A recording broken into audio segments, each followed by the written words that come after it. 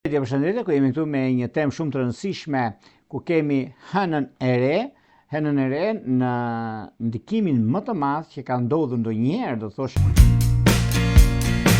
Hëna e re me ndikimet nga më të mëdha të gjithë vitit, sepse ndodh në një shenjë toke kohën dhe bollëkun dhe bereqetin në lidhje me shenjat e tokës gjithmonë kur kemi një hënë të re na ndihmon jashtëmas dhe në ndikimet dhe favorizimet të mëdha. Hëna e re në shenjën e Demit në datën 16 hap një kapitull të ri me optimizëm, premtues për të ardhmen.